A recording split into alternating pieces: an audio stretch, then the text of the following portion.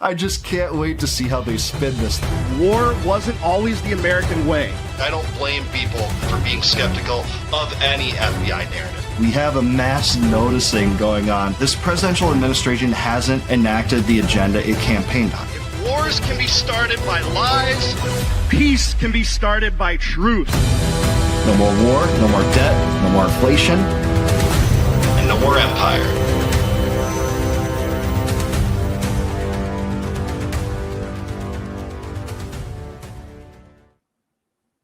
What's going on, World of Liberty Vault? It's been a whirlwind of a day. We have testimony between Thomas Massie and Pam Bondi, fire-breathing testimony. We have a possible war looming between Israel and Iran.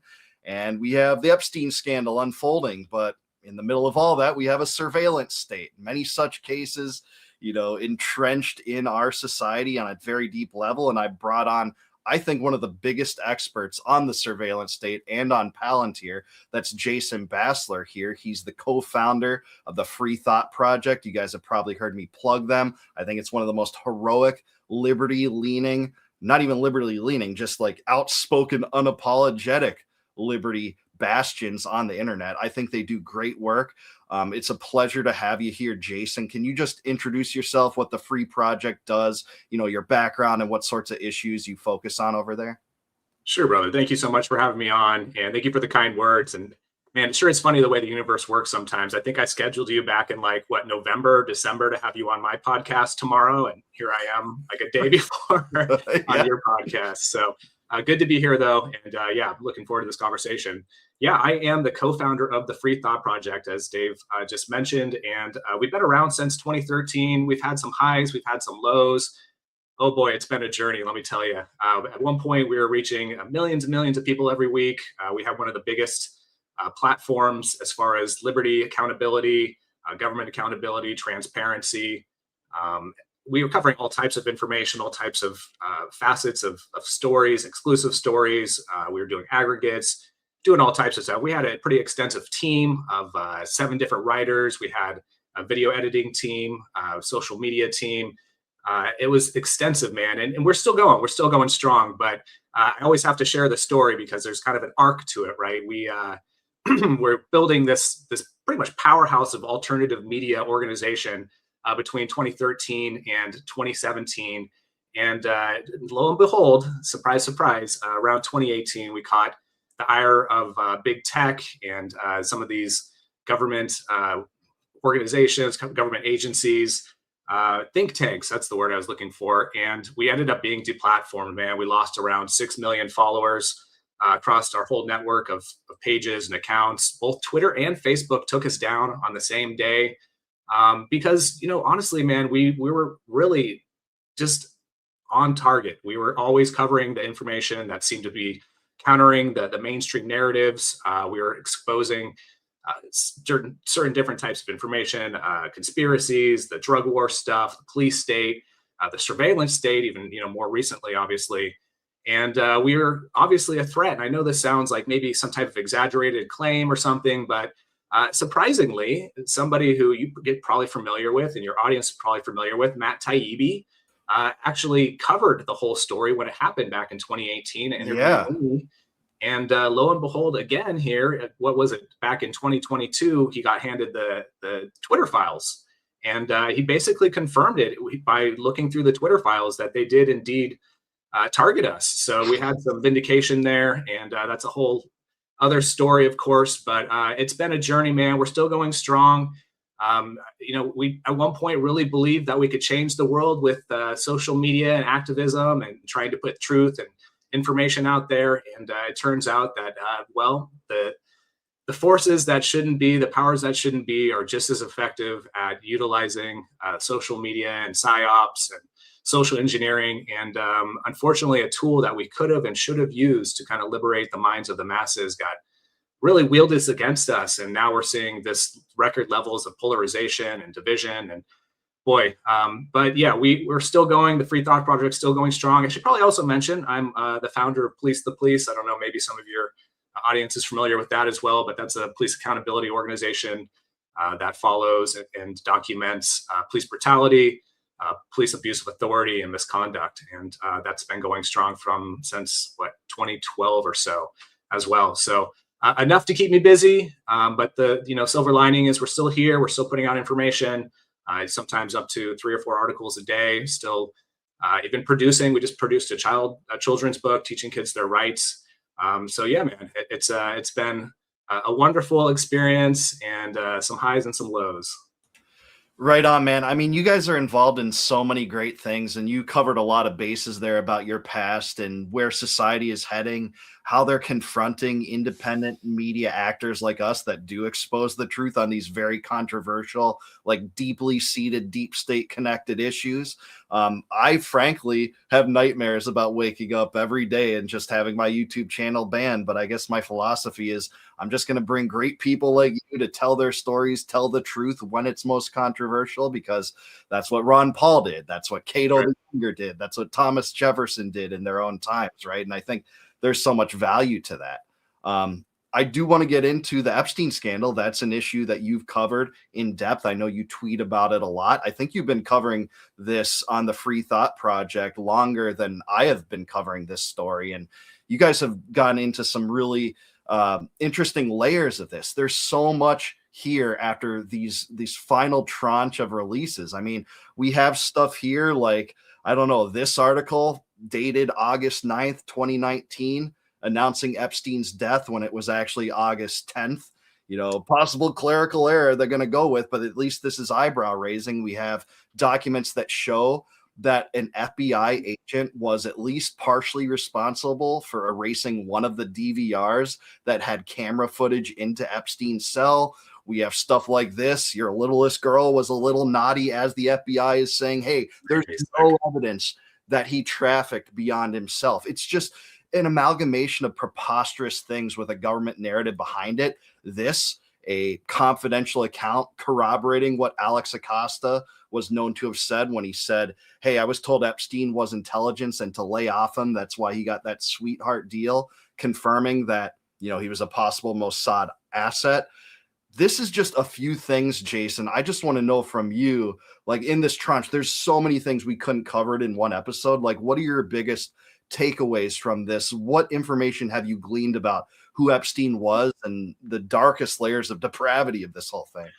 Yeah, some of this has made me sick to my stomach, man. And it's really been such a messy release. And, there was dozens of nude photos and victims' names and images that weren't redacted. And it really doesn't make sense, because they were telling us they were trying to protect the victims for months and months by not releasing these files. And then when they do, it's like super messy, And then, of course, there was the Epstein victim lawyers were demanding the DOJ take down the whole archive website, which is kind of counterintuitive, so that's been kind of confusing as well. And then the DOJ redacted files, and then they put them back up. Of course, there was that one claim of Trump with the sexual assault on a minor in New Jersey decades ago. I don't know if you saw that one, but was removed without any explanation why.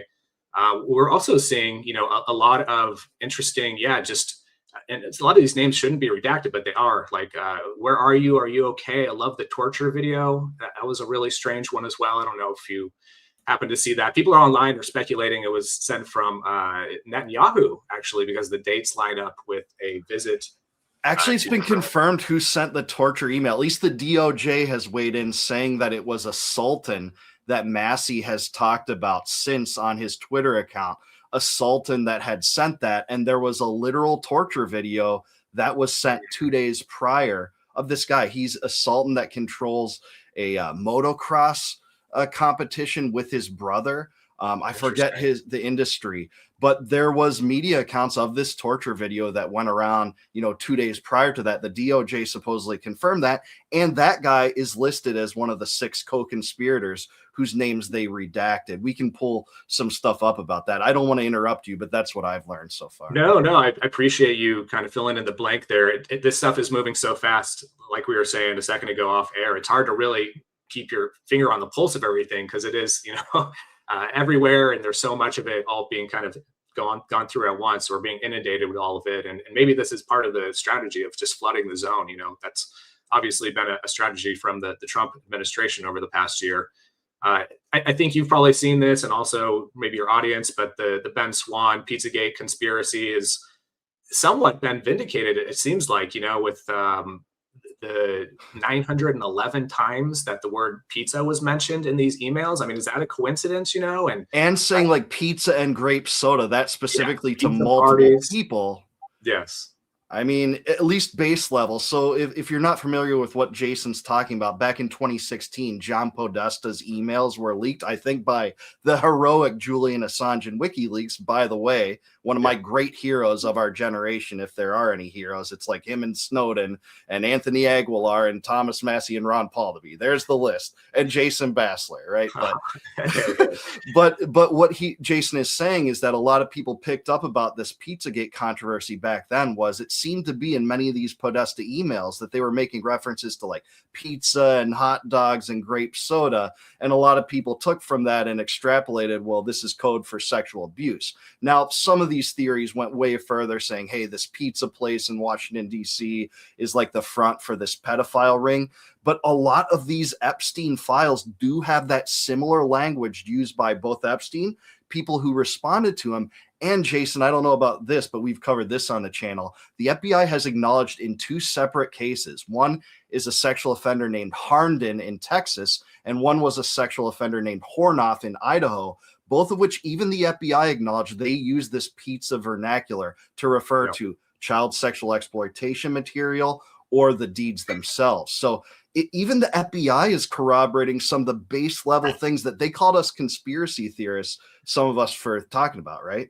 Sure. No, exactly, man. And yeah, I think, Ben Swan's also pointed that the self-proclaimed pedophiles on 4chan have also confirmed that this is, pedophilic terminology. And, the part about this is just that's strange is there's zero investigation into the Pizzagate claims, not by the FBI, the local DC police. And so it does feel like to a lot of people that there's a failure here or they're complicit, and so that's just the tip of the iceberg. But I do fear that a lot of people are already trying to attribute this latest batch to a lot of different conspiracy theories, so we have to be very careful. And even myself, I thought I vetted it properly. There was like an email going around about the World War III thing. I don't know if you saw that. They were alluding to like, no, actually, February 8th is going to be the date for World War III. That was going around. I unfortunately posted that and got community noted on X, and I, obviously confirmed it and deleted it. But it does feel like this is going to be kind of relegated to being like a junk drawer for every unexplainable theory. And we already saw the Bitcoin Satoshi leak going around, alleged leak, and that's been debunked. So but there is a lot here. I think for me, the two questions that keep coming to mind is why now and what now? Like why now, I think, is the $1 million question. I tweeted about this, so it's still kind of fresh in my mind, but they released these files 42 days past when Massey's deadline for the Epstein Files Transparency Act was. So, if I had to speculate as far as like an educated opinion, it seems like they were desperate to hide this forever. And, obviously they were calling it a hoax, and Trump was saying Democrat hoax forever, but I don't know, man. It feels like this could be something that's a larger symptom here of like a problem reaction solution, where they are trying to actually delegitimize the current form of the state, to like really discredit the political class. Kind of the same thing that we're seeing them do, and they're actually admitting to, like the Trump administration's actually admitted to doing the same thing with intentionally destroying the value of the dollar, so that way they can usher in like these stable coins. And so it does feel like it is a larger picture, like maybe a controlled demolition. I mean, that's the only working theory that seems to make sense. It seems logical to me. Because, obviously most people already know that the government is corrupt, compromised, captured, so the question isn't like, do you know these things? It's like, why do we keep consenting? So if this is kind of a long-term plan for a vision for like a 2030 agenda, technocratic agenda, this could certainly be a psyop to really push that strategy forward. And I don't know, man, I'm not trying to take too big of a leap here, but like, if nobody's being prosecuted, just like how we didn't see the deep state arrest, we didn't see the Doge revelations arrest, and obviously Hillary Clinton still walking free, then this is probably indication of that being a bigger project, some kind of bigger agenda that's going on in front of us. But of course, they will arrest the protesters, the anti-ICE protesters, the alleged anti-Semites and everything. So, and then the other part of that too, and forgive me for this rant here, but is like, what now? Like, I think that's the other question that nobody's really talking about, that we should be talking about. It feels go ahead, man. I'm sorry. Oh no, you continue. It feels like we've largely been conditioned into apathy in this country, and it's strange to me because it feels like we almost need the media to tell us that we should be outraged about this. Like, we should be outraged about the elite pedophilia and the law enforcement cover-ups and the media information control and all these things we've been kind of witnessing, Now, I admit, like, I don't know exactly how we move forward from this, I mean, I don't know what the liberty-based solutions are, especially when it comes to like a collective solution for this. But like, obviously this is a wide net of like corruption and organized criminal behavior, so something, I mean, we don't stop talking about it. I know that we keep talking about it. And then obviously what we've been doing here, Dave, and anybody who's been involved with the Ron Paul revolution, is we align ourselves philosophically with these consistent positions. We try to exit and build, like my good friend Derek Bro says, and we try to build the future that we want to see, because obviously there's no political solution here. Like, nobody's coming to save us. It seems like there's very little incentive for them to hold these people accountable. And we've seen how this has all been handled, and they're certainly not going to change the system that created this monster that's Epstein, so. Yeah, you said it all. I mean, you made so many good points there. More and more I become an agorist, and I've always really focused on like political decentralization and nullification, using the power of education as a tool to wake people up culturally rather than getting them into the ballot box, which, let's just face it, isn't exactly changing anything, especially on the federal level. So I sympathize with you completely there. You also mentioned like how much of a farce this administration in particular has turned out to be. There's nothing new about an administration that turns out to be a farce, but yeah, they were saying lock her up when it came to Hillary. You don't get that. And now in this news cycle, not only is there no perp walks, no prosecutions of anyone connected to the Russiagate facade or the Epstein files, you have members of Trump's own cabinet that are proven liars about their associations with Epstein, like Howard Lutnick, the Commerce Secretary, who said, I swore him off in 2005. Well, I'm sorry, the email leak shows otherwise. He testified to a committee the other day and said, I brought my entire family there after knowing this guy was a convicted sex abuser. Like, this is what we're dealing with in our criminal government. I do want to get into Massey because you mentioned him though too. So my next question will be about that. Let's take a look at some of this testimony he did with Pam Bondi, because man, this is a firecracker. I covered this already on the channel, but I want to get your thoughts. We'll pause it in the middle, get your thoughts, play it out, and then finalize it. So let's take a look. Several questions for you. Who's responsible? Are you able to track who in your organization made this massive failure and released the victims' names? Are you able to track who it was that obscured Les Wexner's name as a co-conspirator in an FBI document? Do you have that kind of accountability? I believe Wexner's name was listed more than 4,000 times. Yeah, I already told you that. This is where he's listed as a co-conspirator. Can I finish my answer? Come on, let me finish my answer. We corrected that within 40 minutes. He was already, you're acting like everybody's trying to cover up Wexner's name. Reclaiming my time. I'm going to answer this question. Reclaiming my time. Mr. Chairman. This is how this works. Can I have my time back? Mr. Chairman. The gentlelady can give her answer. The time belongs to the gentleman from Kentucky. All right, I'm reclaiming my time. Can I give my answer? So yes. I'm going to put the language of the bill up on the screen. Chairman, may I give my answer on that? It's a political joke, and I need to give my answer on that. We'll let the Attorney General respond, and then the gentleman can move to his next question. It's my time. Within 40 minutes, you asked me a question. Within 40 minutes, Wexner's name was added back. Within 40 minutes of me catching you red-handed. There was one redaction. That's exactly right, Jason. She is just lying through her teeth and just making it try to seem like, it was just a coincidence that that name was redacted in the co-conspirator document. and just tries to pivot and just make this sound like she's in the right, when Massey's exposing them not only for what you said, to, you know, unveil the names of victims, but then redact co-conspirators in that document. What do you think about this? I mean, it's indicative, man, of the entire system. This is exactly what we've been seeing and been dealing with this entire time, you know, and it's just more cover up. It's more obfuscation. It's more sophistry from these people. You know, Pam, the files are on my desk. Bondi, you know, Kash Patel, Dan Bongino. I mean, at least Bongino's gone. But it all just reeks, man. It reeks of a cover up, and it's ripe. And, you know, it's unfortunately been so systemic that it doesn't even seem to phase the MAGA supporters who at one time were completely up in arms about this, you know. So yeah, man, it's just more of the same. It doesn't surprise me whatsoever. And, you know, this is just what we're dealing with, this level of deceit. These people are lying through their teeth. And, you know, I think you're correct. Was this a legit mistake? Was this a test? Was this, you know, to see if anybody noticed? I mean, these are the questions we should be asking right now, right?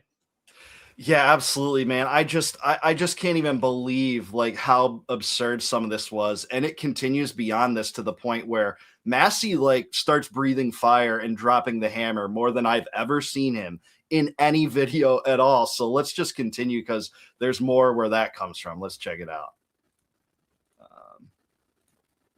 Where he's listed as a co-conspirator. Okay. And we invited you in. This guy has Trump derangement syndrome. He needs to get, you're a failed politician. You need to get on to watch the video. Mr. Chairman, please restore his time and remind the witness of the rules here. There is no credible information. None. If there were, I would bring the case yesterday that he trafficked to other individuals. Is that your position as well? My position is any victim who comes forward, of course, we would love to hear from them. 1-800-CALL-FBI. Did you ask Merrick Garland that the last 4 years? Did you talk about Epstein? I am reclaiming my time. I'm glad you're asking about Merrick Garland. You don't get to reclaim because time this when is you don't, bigger than Watergate. When I don't answer a question the way you goes want. over 4 administrations. You don't have to go back to Biden. Let's go back to Obama. Let's go back to George Bush. This cover-up spans decades, and you are responsible for this portion of it. And that's where the... Wow. I mean, she tried to pivot to other issues, not answering the question, Trump derangement syndrome, right? To try to politicize this and divert from what Massey was asking. Yes. And he just creamed her there, man. I don't know how a layman could watch that, even one that's indisposed, not like us, that, you know, is very libertarian, and not come away with thinking like she's just an utter fool, right? Sure. You know, you could tell by the voice that, you know, Massey was using there. I mean, he is very passionate about this, and he should be. You know, he's the one who's been really the backbone of accountability this entire time, and the only person within the government who seems to really be kind of leading the charge with this. And yeah, I mean, I think Bondi was also talking about how the stock market was like doing great, and then the dangers of Chinese vapes, right? I mean, this is getting weird, bro. I mean, they're just throwing out anything. Now, I'm sure MAGA will latch to that TDS claim because that's probably one of the only platitudes that they're going to be able to take from all this that really has maybe any possible semblance of, you know, I mean, it's not true, obviously, but like that's the only thing that they will run with.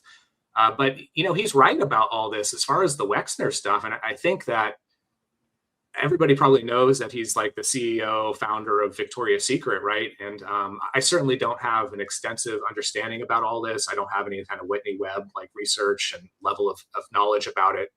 She did that. I do have the book, the One Nation Under Blackmail. Haven't read the whole thing. Amazing book. Both volumes are amazing. Yeah, it sounds like you've gone through them. Pretty dense, but you know, obviously this DOJ unredacted, you know, was the pressure from Massey that really exposed that Lex Wexner was a co-conspirator in the child trafficking. That was something that was noted, and it completely contradicts Kash Patel's congressional testimony. And that's a big deal. That's kind of like a big issue because he, you know, obviously, as we just heard in that clip, mentioned that there was no evidence of additional traffickers. And Massey basically forced her hand to unredact these things. If you listen to the way Kash Patel actually says it, he chooses his words very carefully. He says something like the files that we have in our possession or we have access to, or something along those lines. But, Wexner basically said he had no idea about Epstein's crimes, but obviously that's complete lies. And, him and Epstein were super close. I think at one point he sold Epstein his home, and I think in the 90s he even gave him like power of attorney over his entire empire. Correct. In 91 he did. Right. So, again, the questions are, like, was this a legit mistake? Was this a test? Is this like the way that they're kind of testing the waters to see if people are going to actually push back and if anybody notices and anybody cares? And obviously Massey did. So, that obviously begs the question of like, who else is still being hidden? Like, what else is still being covered up here? And, I don't know if we'll ever actually truly know. And, obviously on that note, they say that this is the final dump of 3.5 million documents. Who knows if that's the truth as well? That could just be saying that.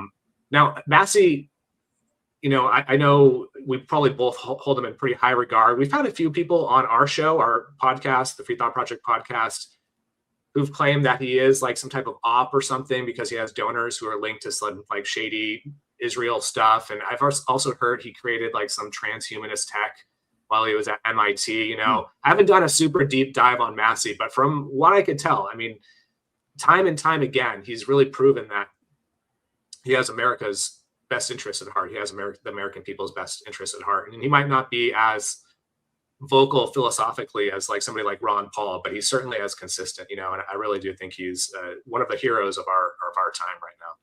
Yeah, man, I got to agree with you on that. And you're exactly right. We knew even before this tranche of information, like this data shows that FBI agents in New York talked of co-conspirators, that's their language in the subject line there, and referred to Les Wexner in this email and Jean-Luc Brunel. He offed himself in France when he was apprehended in connection with Epstein. So we know that at one point the FBI considered Les Wexner a co-conspirator. You're right. He gave inexplicable amounts of wealth to Epstein, including his $77 million mansion in Manhattan.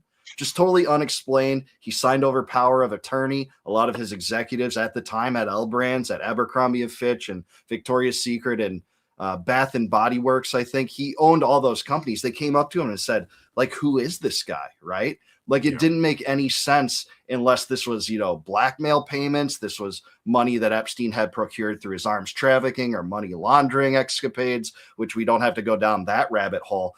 But here's the thing. They were seeking out Les Wexner for interviews for grand jury testimony at one point.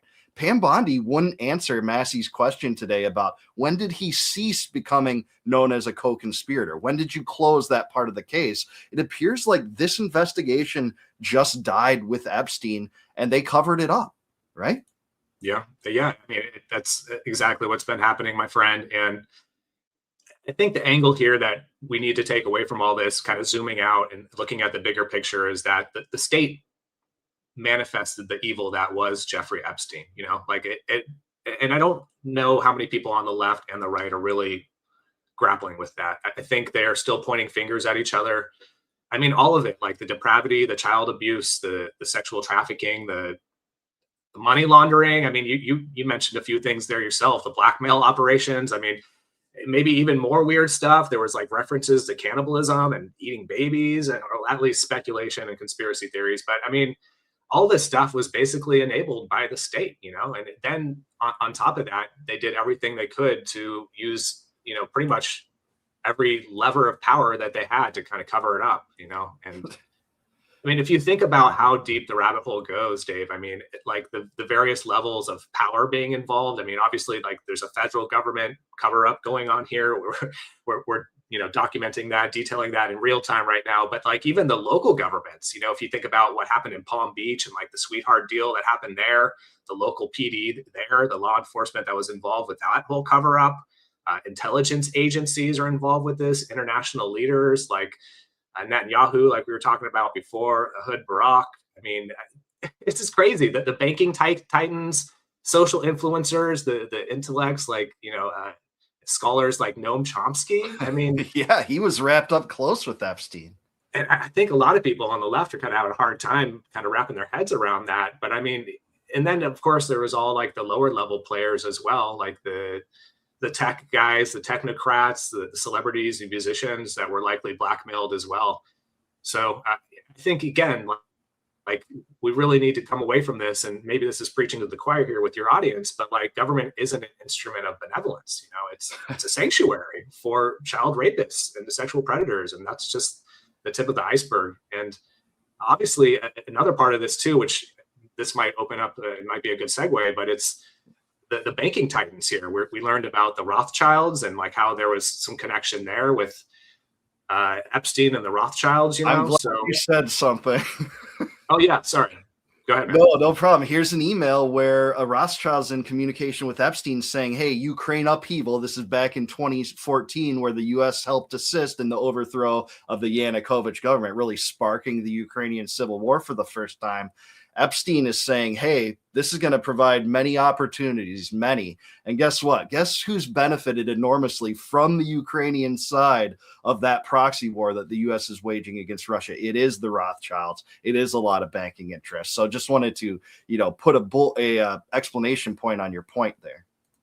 Sure. No, well, there was that one email that seemed to kind of really blow up, which said, and kind of confirms a lot of like what we've been speculating over the years, but Epstein basically said, I represent the Rothschilds, and so that kind of filled in the blanks for a lot of people. And it turns out Epstein was actually really close with Ariane Del Rothschild. He was, I was reading an article about it just a couple of days ago. He was basically like a fixer. Like he handled the disputes for the family.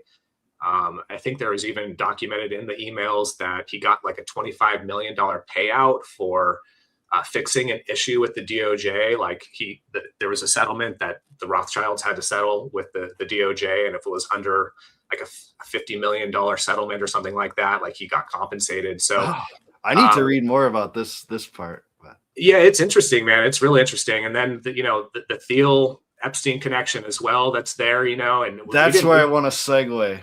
Yeah. Because our next topic is Palantir. I'm just trying to enforce the clock. I'm sorry to stop you, Jason. Oh, no, brother. That's fine, man. One of the things that's been more exposed through this tranche of Epstein Files releases is that the relationship with Jeffrey Epstein and Peter Thiel was much closer than Thiel himself had purported on an interview with Rogan, in general, compared to the information that we had.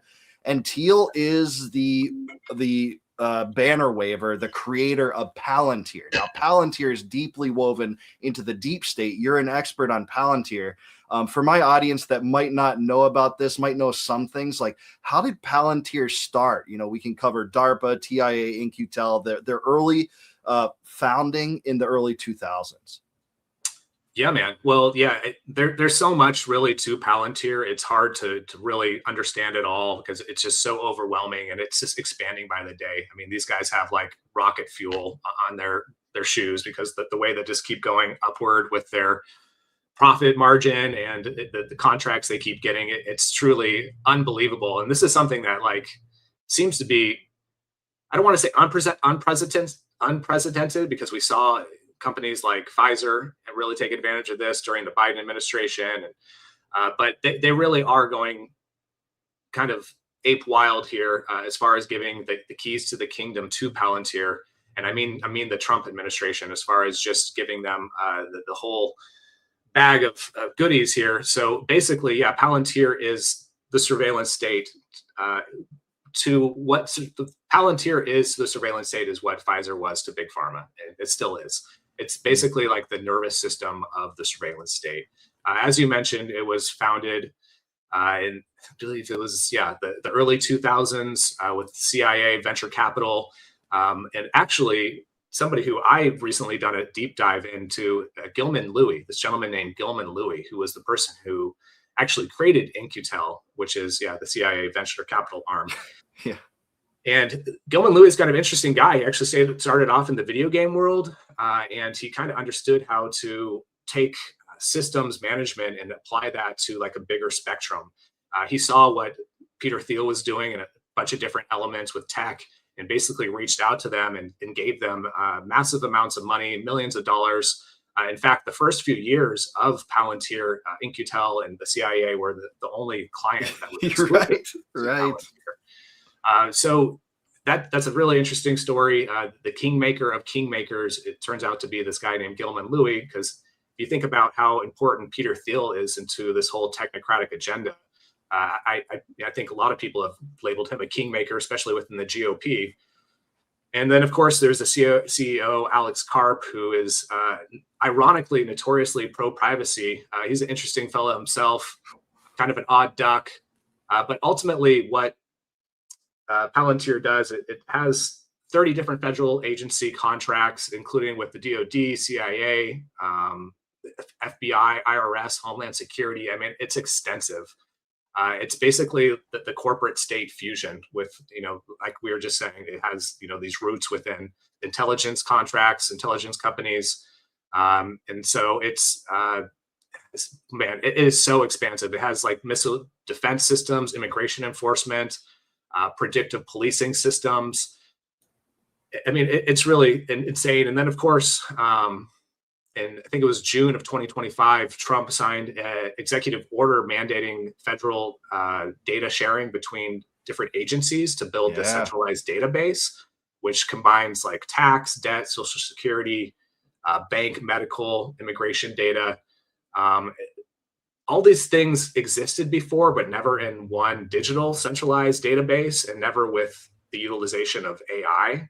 Aggregating all the info. So it's kind of unprecedented in the scope and the integration across these agencies. And so it is, man, like pretty concerning because, obviously we're in the age of AI now. There's so much more technical, advantage to having AI being able to really kind of look through all this stuff. And even though, Obama and Biden and even the previous Trump administration have all contracted with Palantir before, things have truly escalated over the past year or so, and it's really become the government's AI-driven data broker.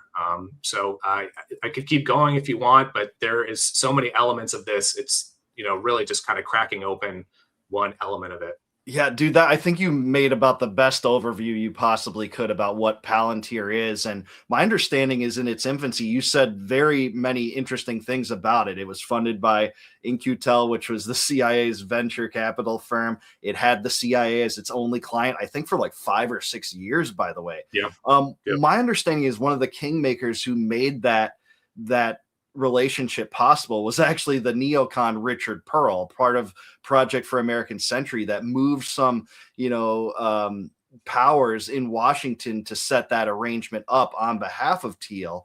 And you said, I think the most important thing that maybe we can delve into is that, whereas the NSA did engage with like the mass data collection of American citizens, they have implemented Palantir's software suite. I think it's called Foundry, into all these different intergovernmental institutions, including the DHS, including the Department of Education, including many other departments. And many people think that that was part of the ploy of Doge. Like the most cynical people will think that and I'm not saying this is right or wrong, I'd like your take on it, that was a deliberate effort to entrench Palantir's software for data harvesting and collation for these insights that it makes through Doge. And Doge was just like the optical veneer on this, and there was never going to be any government savings, and that's what their real purpose was. Do you agree with that?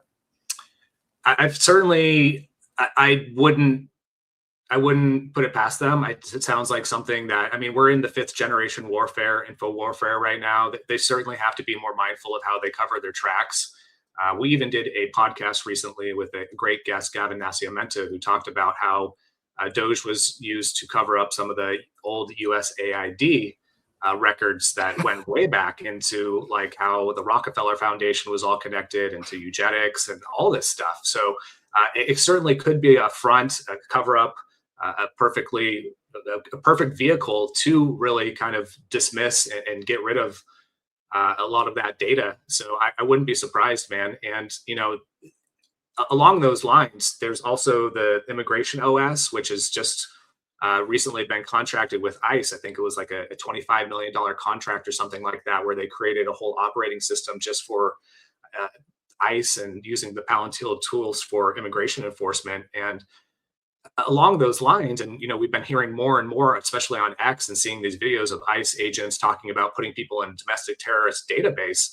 This could be something that's very easily applied to immigration protesters, pro-Palestinian protesters, not to mention any type of future Democratic administration that could possibly use them, to track people for its own ends. If we want to talk about potentially weaponizing the ATF, like the Trump administration has weaponized, ICE right now. So I think that's certainly within the realm of possibilities, and something that we should be open to and paying attention to.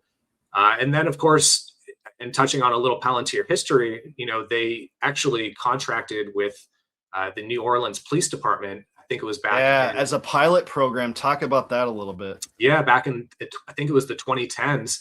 They were basically using it for like gang tracking, or trying to find like hotspots using predictive policing. And this is all like something that is dangerous for a lot of different reasons. Obviously, algorithms get things wrong. But then when you sync it up and analyze it with things like license plate readers, like with Flock cameras and stuff like that. Flock is just one of many automated license plate reading companies that are out there. Motorola is doing it as well.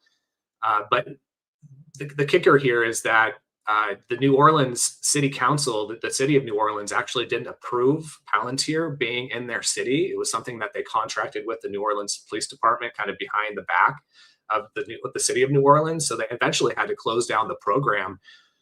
But it kind of shows how Palantir is susceptible to being kind of behind the scenes and working kind of illegally, unlawfully, if they have to, and that they'll get these contracts and they'll do what they have to do. And somebody like Alex Karp puts a lot of stock and effort into really trying to normalize that Palantir is this America First company, and they're here for the welder and the truck drivers and all this stuff. But ultimately, when you start looking at kind of like the skeleton of what Palantir is, it gets pretty concerning pretty quickly. And the technocratic state, we talk about biometrics and stuff like that. This is ultimately going to be the algorithmic god that enforces a lot of what is probably coming down the pike as far as the predictive policing, and much more stuff when we start talking about things even more nefarious, like social credit scores and 15-minute cities, and which, there is a lot of people who are speculating that is potential.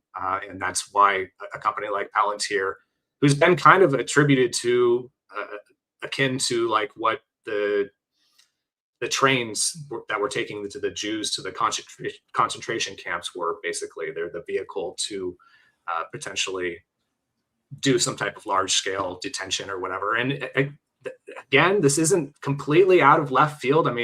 The Trump administration told us for the entire campaign, Trump's entire campaign, and then obviously when he became president, that this was going to be a mass deportation campaign, mass deportation.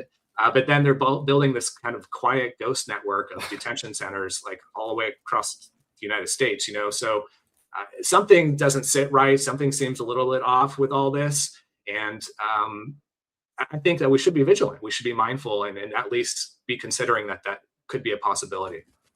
Yeah, man, you mentioned a lot about the predictive policing. I try to introduce that concept to my audience by talking about, like, this is so dystopian. It's almost like the movie Minority Report coming to life. That's the best movie, I think, that illustrates the horrors of this. And I don't know if you watch it. I think it's a 1999 or 2000 movie back in the day. I actually watched it in a theater, and I'm like, no way things could get this bad, this corrupt, this kind of, perverse violation of Americans' liberties. But like you said, this is happening. And my understanding is that, like, the predictive policing programs have been adopted by some of the biggest police departments in the United States.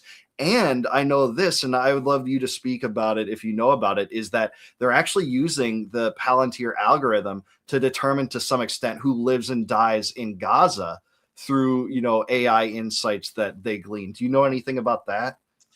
I know that's a whole nother operating system that they actually built for Israel's intelligence agencies. I don't know a ton about it. Unfortunately, it is. I think you pretty much summed it up, though. I wish I had more info on it, but yeah, that again, horrific, right? Like the things that nightmares are made out of. It feels very much of like Skynet, right? Death from above. Totally, man. It's horrifying. So this needs to be opposed. There's so few people, even I think in the independent media sphere, especially on the right, because so many of the people around Palantir and deeply entrenched in, let's call it the PayPal mafia, the people around Thiel and his business ventures, have been so interwoven into this administration that they're afraid to, I think, criticize it because that, oh, you're a Democrat. I mean, it's just the tribalistic nonsense we get. And a lot of people in this sphere are pushing a JD Vance presidency in 2028 because JD Vance is incredibly close with Peter Thiel. Peter Thiel, in many ways, was responsible for launching his political career. The typical story has him being at Yale and delivering a speech, Peter Thiel being there, and then Thiel hiring him on in Mithril, that is Thiel's venture capital firm. Yeah. And then it's basically like you have a lot of attestations from people that worked at Mithril at the time that like JD Vance was never there. It almost seemed like an orchestrated rise. And he has so rarely been asked about this. If he runs for president, I'm hoping that people hold his feet to the fire on this and the American people actually learn more about this, what you and I know. But here's a video of a response to a question about this that I don't know if you saw this, but this was just in October of last year at a Turning Point USA event. I couldn't believe someone asked him about this, but here we go. Let's check it out. Hello. Oh, crap. Here we go. How you doing? Good. I have a question. Do you condone large private corporations such as Palantir hoarding data caches on U.S. citizens? No, I don't condone it. And here's the thing. So I get asked about Palantir a lot because there's this internet meme out there that somehow I am super in bed with Palantir. And here's the thing that I'd say about this. Palantir is a private company. They sometimes do a useful service, and sometimes they're going to do things that we don't like. You should be demanding that your representatives do two things when it comes to Palantir or when it comes to any other technology company. Number one, protecting your data. What's going on with artificial intelligence is going to mean that there are massive inducements to steal your data, to harvest it, and to use it against you to sell digital advertisements. That is not what I believe in, and I've been fighting against it, whether it's Palantir or any other technology company, literally before I ran for office. When I ran for office, I was criticized by Republicans in my Republican Senate primary because I was talking then about Google and Facebook harvesting our data. It's unacceptable. I don't care. I'm sorry, I was on mute. I'll stop it there, but spoiler alert, he didn't fight against this in the Senate. And he is in bed with Palantir. His deep, business history disproves what he said. And here's what just gets me, Jason. I want you to respond to this. Is like he called Palantir a private company. That's always what the COVID regime stooges did when they talked about people scraping people like you off social media when the Twitter files said, hey, no, it wasn't a private company operating in autonomy with their own individual interests in mind. It was the government shoving these narratives down our throats and using big tech as a conduit to censor people, right? Isn't that just insane what he's saying? Absolutely, man. No, you hit the nail on the head. And this is, again, part of seems like just the playbook. It's all part of the playbook as to what they keep doing with, they usher in this dystopia or these extremely egregious rights violating policies. And they will, point at a private company as being the problem and saying, well, look, they are the ones responsible. We can't do anything. This is out of our hands. But at the same time, they're colluding, right? There's absolute cronyism going on. And a lot of times there's, incestuous, contracts that are being granted, that's being given to these companies. And so the idea, even to say something like the big tech companies were purely private companies is totally ridiculous. I mean, I could go down a list explaining how and why that is not the case. And the same thing applies to Palantir and companies like Palantir. I mean, there's a whole handful of them really that are doing similar things. Anduril, Palmer Lucky's. Yeah. I mean, these are all kind of... They're building a smart wall, right? These are all kind of the new regime of technocratic power players that have more or less pushed out the old players. It does feel like we're kind of seeing a new wave here.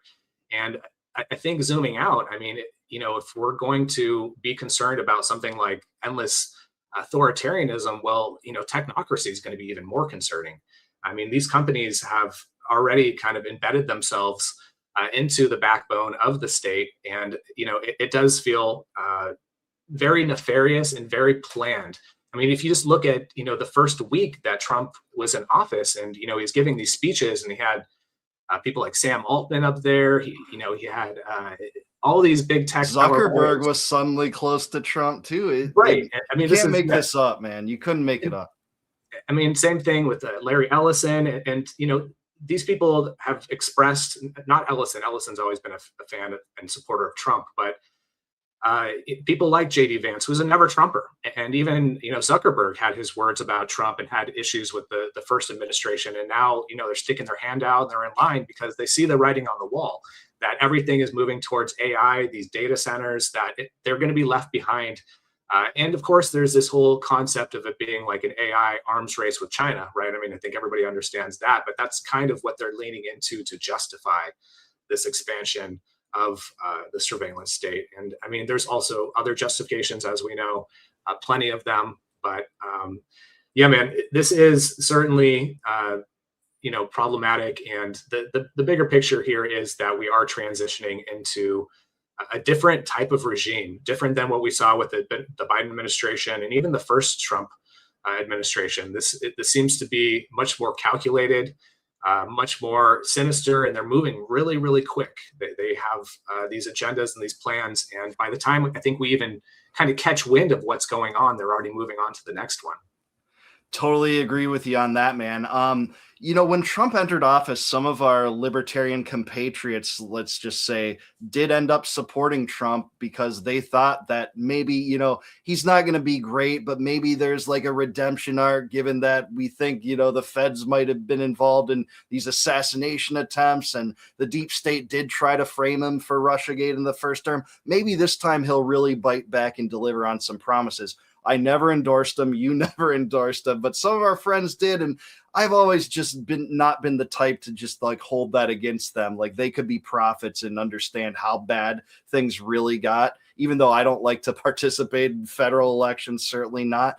But I'll admit to you, Jason, and I want your take on this, is like, I had very low expectations for Trump, and he's been even worse than I conceived of, like in this term, and everything from not ending the war in Ukraine to starting a new war with Iran to bombing Nigeria to kidnapping a foreign head of state to, not saving any money despite hyping that up in terms of Doge. We have the Epstein cover-up, obviously so, and skewering people like Thomas Massie while inviting the head of Al-Qaeda that now leads Syria into the White House with a red carpet. Like, do you agree with he's been even worse than we would have thought?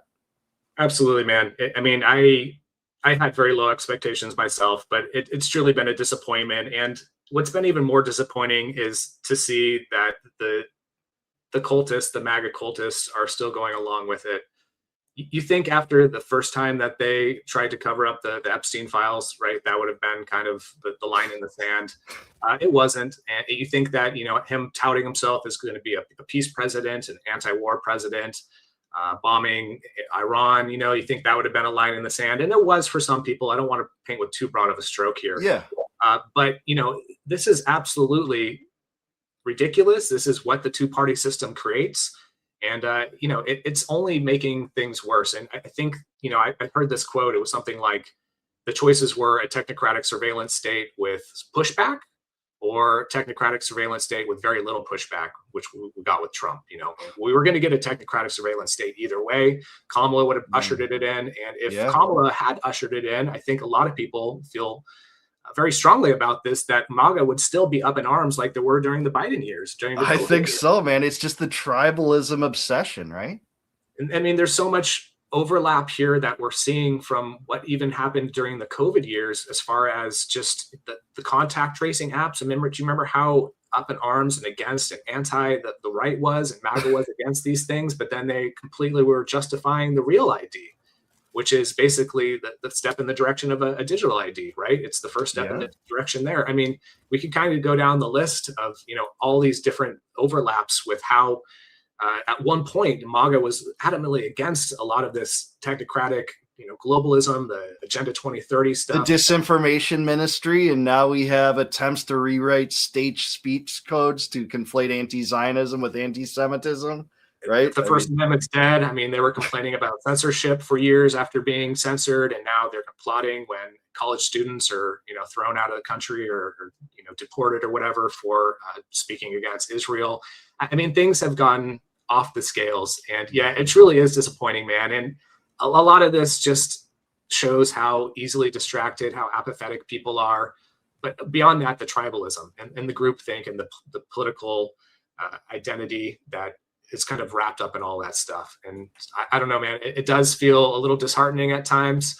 I understand why the libertarians tried to align with the right, because it did seem at some point during COVID that they were on the correct side of things. But ultimately, the right has always been a fan of authoritarianism, and now we're basically feeling the boot in our face. Facts, man. I can't dispute that at all. And we're running out of time. The last question I want to ask you before kind of we just let you plug, what you're into, what my viewers should pay attention to in reference to you is that, are you more white-pilled about the direction that the culture is going, despite all these political, corruption scams and new wars and censorship campaigns? Are you happy that at least, say, gun ownership rates are through the roof, the homeschool rates are through the roof historically, and that, like, we have a new independent media that, it can be co-opted by, say, the FBI reassigning Dan Bongino back to the independent media to tout propaganda for the regime? Are you still optimistic in a way about the culture and where we're going, despite all these things we're talking about? Absolutely, man. And the reason is because it's clear that even though we haven't actually confined it to the box of libertarianism, that libertarianism is really pushing the cultural charge right now. That all these ideas that we've been championing for over a decade are popular, that they are desired by the masses, by the public, that they are popular. Like Ron Paul said, good idea comes, there's no army that could stop it. And that's exactly where we're at. And a lot of these things are slogans, they're mottos, taxation is theft, whatever, and the Fed, but they've become popularized even with the normie class and the mainstream. So just given that being the fact, people might not have the philosophical foundation that we do. They might not read Rothbard or understand what an ANCAP is, but they understand instinctively, inherently, that they own themselves and they haven't contracted with the state, and that they are being screwed and that there is a bigger agenda being played out by a whole cabal of shadow network, shadow government who kind of runs things behind the scenes. All this stuff is basically mainstream at this point. There's not many people you find out there who are going to challenge you on that. Maybe a few loyalists here and there, some redcoats and statists who still believe in the system. Hey, it's easier that way, right? But ultimately, we're seeing a growing resistance to the biometric surveillance state. You could take a look at some of my tweets, man. They're reaching hundreds of thousands of people, sometimes millions of people. These ideas of not only understanding and recognizing what's going on, but how we could push back are popular. And we're seeing things, and maybe this is possibly because of, again, some of the incentives we're seeing by big tech, understanding the writing on the wall, but the fact that they announced the end of fact checkers, that I don't get banned anymore for calling somebody a retard. That's pretty amazing. That's what society needs more than anything, to bring that back, by the way. And people get hung up on like the culture war verbiage and stuff, but it is showing a move in some direction by just the fact that that word is now suddenly, in wide use again. It's just a microcosm for what we're seeing, I think. But absolutely, man. Independent media platforms are taking off. We have a little more leeway and opportunity to actually have a free exchange of information, which, for a few years, they're really clamping down on that. And so, Bitcoin's falling right now, but even cryptocurrencies are becoming more popular. I'm a big fan of privacy coins like Xano. I'd certainly say check that out. But and then, love them or hate them, an anarcho-capitalist president in Argentina. So, these ideas are certainly moving forward. And again, there might not be the masses on board with calling themselves libertarian. They might not understand that they're libertarians, but I think most people are starting to understand that they are libertarians. Yeah, or at least adopt some of the ideas. I think you made the perfect case for it. And you brought up one of my favorite Ron Paul quotes, that an idea whose time has come cannot be stopped by any army or any government. I still believe that. It's what, gives me hope when I wake up in the morning amongst this corrupt world in which we live. But that said, we're out of time, Jason. Can you just say how my followers, my audience can support you, follow you, check into what you're doing?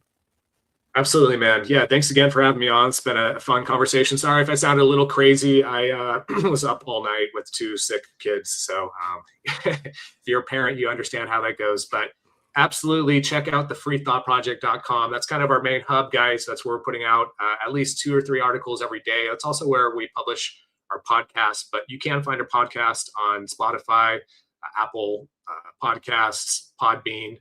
Speaking of our podcast, we've had a lot of great guests. Dr. Ron Paul, speaking of the GOAT, Ben Swan, Peter Schiff, Maj Touré, Tom Woods, the great Tom Woods. And obviously, as I mentioned earlier, the great Dave Benner as well tomorrow. So check out that episode, guys, on Monday.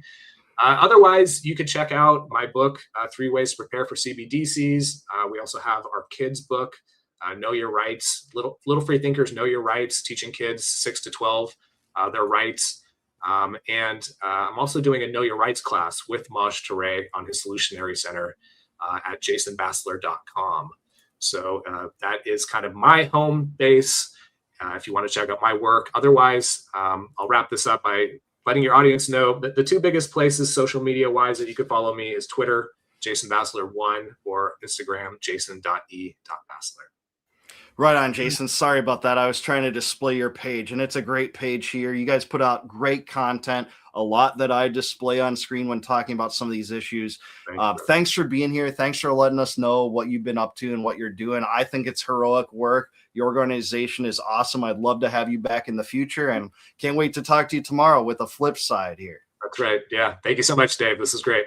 Yeah, right on, man. Peace out. Have a good one. No more war, no more debt, no more inflation, no more empire, right? Let's go. Thanks for watching Liberty Vault with Dave Benner. Be sure to like and subscribe to help fight the Mockingbird algorithm. Click the notification bell so you never miss an episode. And until next time, no more war, no more debt, no more inflation, no more empire.